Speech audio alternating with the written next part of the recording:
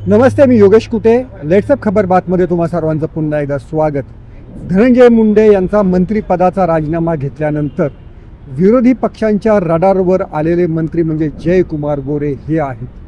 जयकुमार गोरे यांनी एका महिलेला त्रास दिल्याबद्दलचा मुद्दा विधानसभेमध्ये गाजला.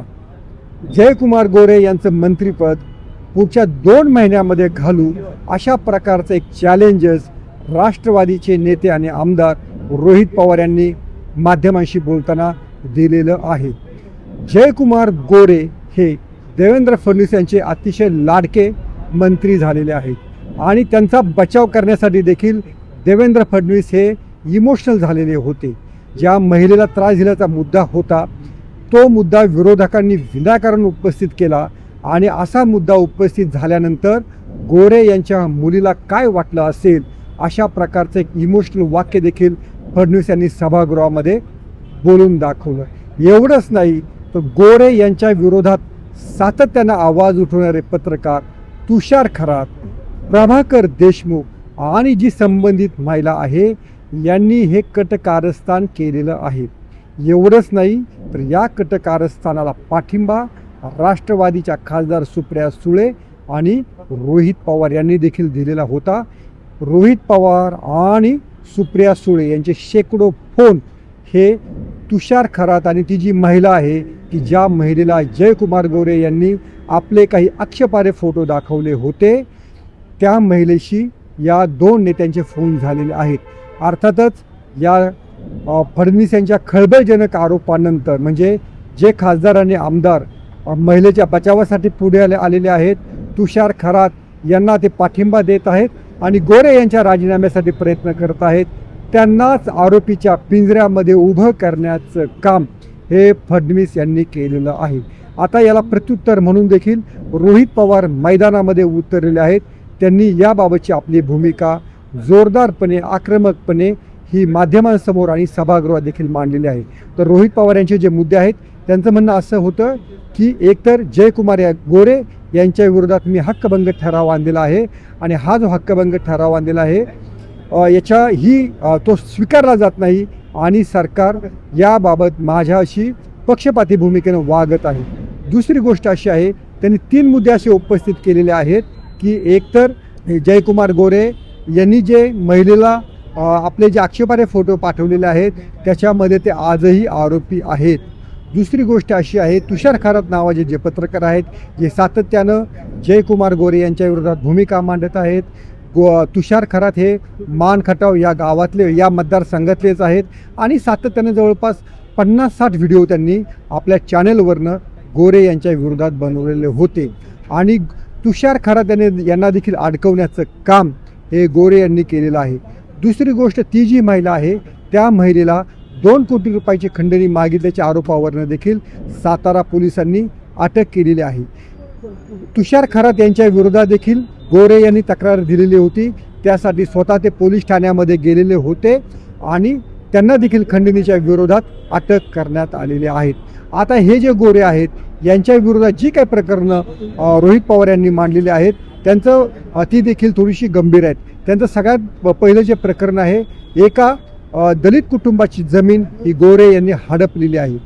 दुसरं जे प्रकरण आहे त्या प्रकरणामध्ये कोरोना काळामध्ये जे मयत झालेले लोक होते त्यांची जी रुग्णालयातली जी बिलं होती त्या मयत झालेल्या रुग्णांवरती उपचार झाल्याचं दाखवून गोरे यांनी ही बिलं हडपलेली आहेत असा एक आक्रमक आरोप रोहित पवार यांनी केलेला आहे. तिसरं जे त्यांचं म्हणणं होतं की खरात आणि ती जी महिला आहे त्या महिलेला अडकवण्यामध्ये देवकर नावाचा एक पोलीस निरीक्षक हा सहभागी होता आणि त्या महिलेला ज्या पद्धतीनं अटक झाली त्याचा देखील त्याच्या पाठीमागचा एक ड्रामा कसा घडला हे देखील रोहित पवार यांनी सभागृहासमोर सांगितलेलं आहे. त्यांचं म्हणणं असं होतं की महिलेनं 2 कोटी रुपये खंडणी मागितल्याचा आरोप हा गोरे यांनी केला, त्याची फिर्याद नोंदवली. प्रत्यक्षामध्ये त्या महिलेने खंडणी मागितलेली नव्हती तर त्या महिलेचा जो वकील होता ज्या वकिलावरती त्या महिलेने विश्वास टाकलेला होता तो वकीलच मॅनेज झालेला होता आणि 2 कोटीच्या ऐवजी 1 कोटी रुपयामध्ये तडजोड झाल्याचं दाखवण्यात आलं आणि प्रत्यक्षामध्ये साताऱ्यामधल्या एका हॉटेलमध्ये ही 1 कोटी रुपयांची रक्कम नेण्यात आली. आता 1 कोटीची रक्कम ही गोरेंकडनं कुठनं आली असा देखील एक तांत्रिक मुद्दा रोहित पवार यांनी उपस्थित केला. तर त्याच्यावरती गोरे यांनी असं उत्तर दिलेलं आहे किंवा त्यांच्या समर्थकांनी असं उत्तर दिलेलं आहे की जवळपास 20 लोकांनी 5-5 लाख रुपये जमा करून हे 1 कोटी रुपये आम्ही जमा केलेले होते. त्याच्यावरती रोहित पवार यांनी देखील प्रश्न विचारलेला आहे, जर 2 लाख रुपयांपेक्षा कॅश जर कोणाकडे असेल तर तो देखील गुन्हा मोदी सरकारने ठरवलेला आहे. मग या 20 लोकांनी 5 लाख रुपये कसे जमा केले आणि मग ह्या 20 लोकांची देखील चौकशी करा असा एक मुद्दा रोहित पवार यांनी पुढे मांडलेला आहे.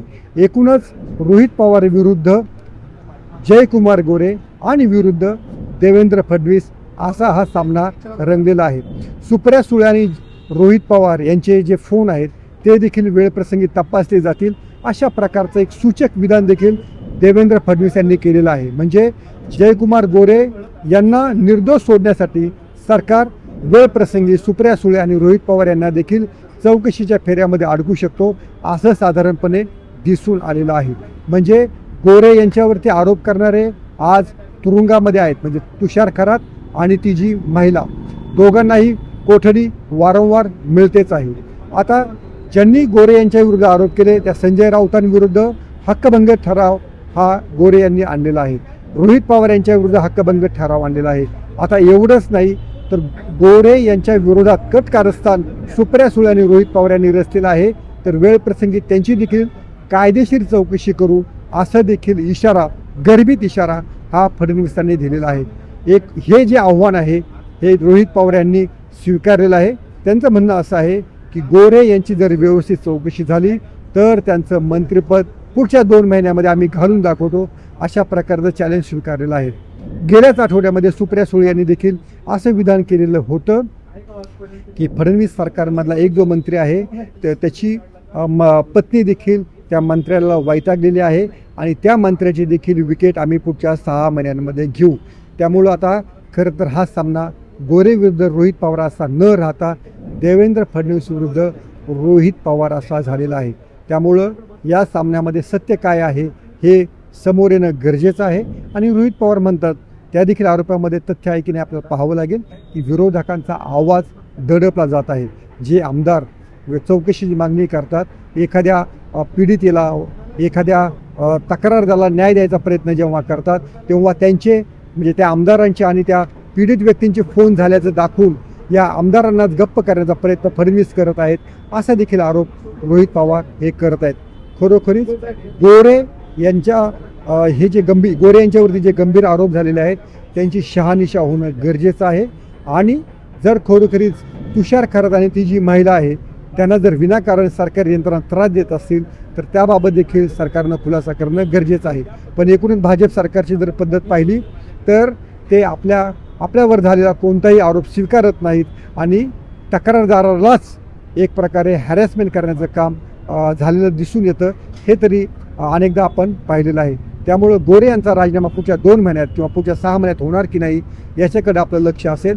तोपर्यंत रोहित पवार आणि सुप्रिया सुळे यांची देखील चौकशी जर सरकारने केली तर तो देखील विरोधकांवरती मोठा दबाव टाकण्याचा प्रयत्न फडणवीस सरकार करू शकेल. पण या प्रकाराचा सोक्षमोक्ष लागला पाहिजे आणि गोरे जर दोषी असेल तर त्यांचा राजीनामा झालाच पाहिजे. याबद्दल तुमचं मत काय आहे हे आवर्जून सांगा आणि पाहत राहा लेट्सअप मराठी.